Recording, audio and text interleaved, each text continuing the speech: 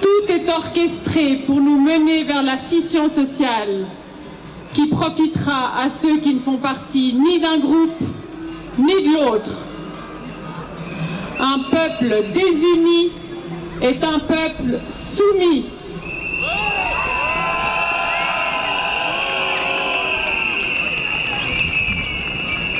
La votation du 28 novembre est une étape essentielle vers notre liberté, mais elle ne constitue pas l'entier du chemin. Nous connaissons la puissance coercitive en vigueur sur notre planète. Nous devons également avoir conscience de notre propre force, car cette conscience soutient et initie l'émergence du monde dont nous rêvons tous.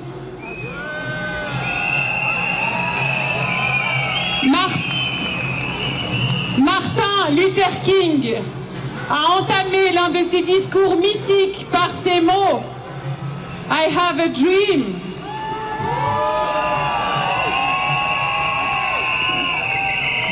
J'ai un rêve. Ce rêve, c'est celui de toute notre humanité.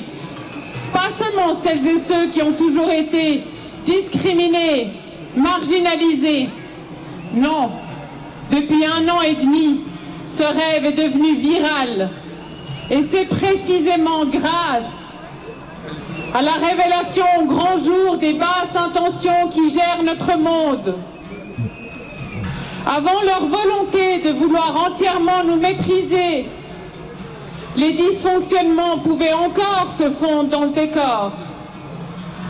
Mais aujourd'hui, les malversations sont devenues si flagrantes qu'elles nous ont permis d'être déterminés à les extraire du paysage.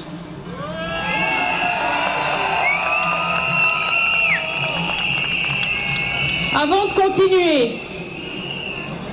de continuer, je dois vous préciser que ce que je vais vous dire maintenant ne concerne pas les êtres qui ont délibérément choisi de nuire. Ceux-là régleront leurs comptes, notamment avec eux-mêmes le jour venu. Pour sa réalisation, notre rêve commun nécessite notre présence à 2 niveaux.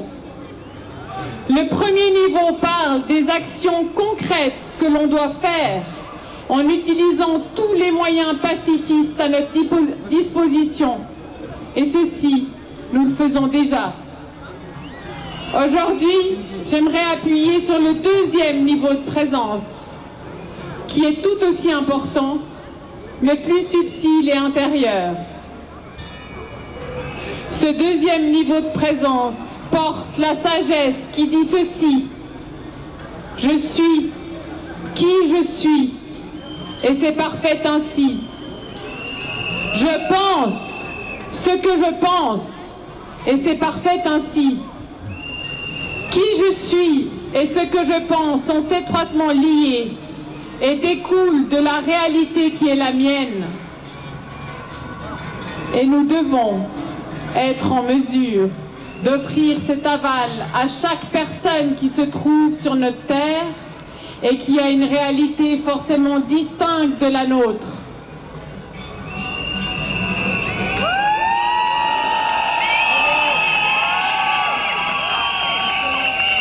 Cela peut paraître simpliste, mais ça ne l'est pas. Être en mesure de réellement incarner cette conscience est la chose la plus difficile qui soit.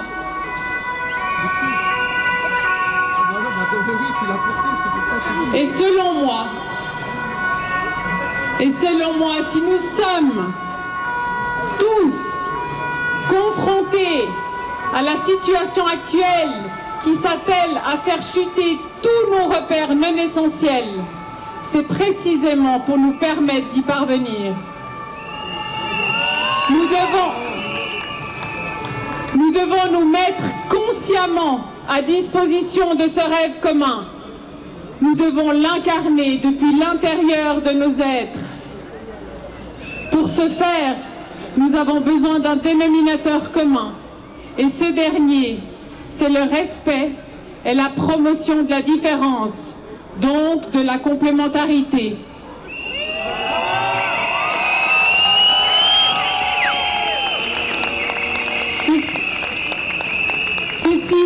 Ceci est valable aussi entre nous. Nous qui avons le même objectif, accordons-nous. Nous qui sommes fondamentalement contre la pensée unique, il est de notre ressort de promouvoir une pensée composée jusqu'au bout. Ceci est la réelle ambition.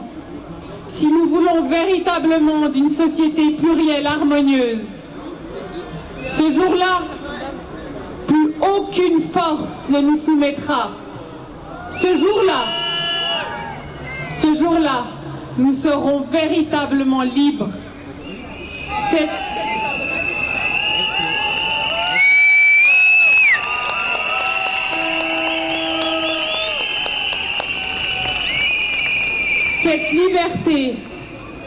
Cette liberté n'est envisageable que dès lors où l'on intègre la notion inclusive du mot humanité.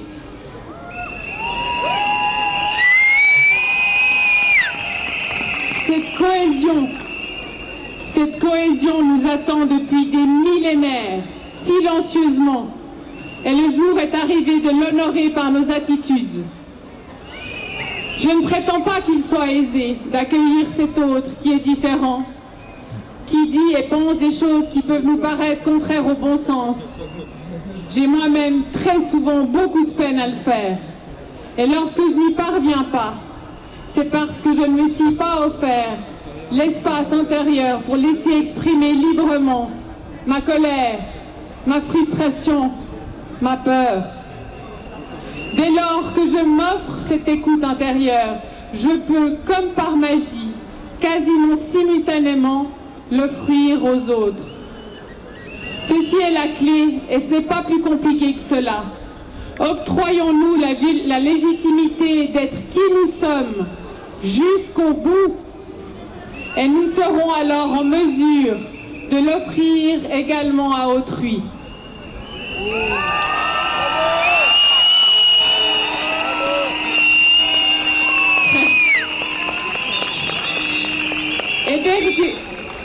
Héberger la volonté de tendre vers cet idéal de vie en communauté change déjà toute la texture de notre société. Il est illusoire de penser pouvoir nous mettre tous d'accord, mais nous pouvons créer, à travers notre bienveillance, un monde qui additionne nos personnalités plutôt que de les soustraire.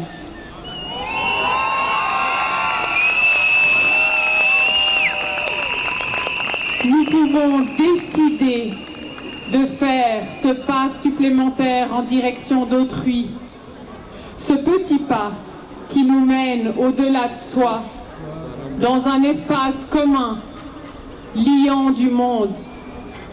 La bienveillance crée la bienveillance.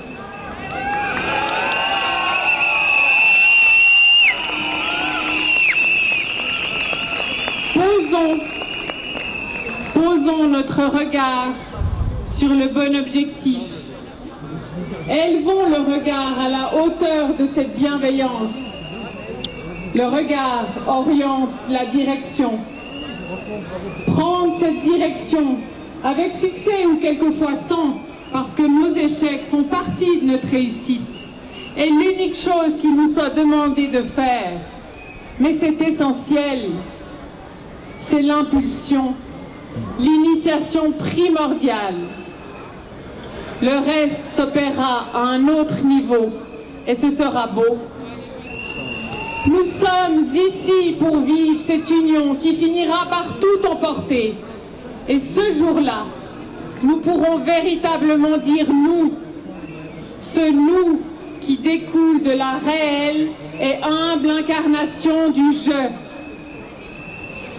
Merci pour votre écoute, merci pour votre présence ici aujourd'hui et ailleurs.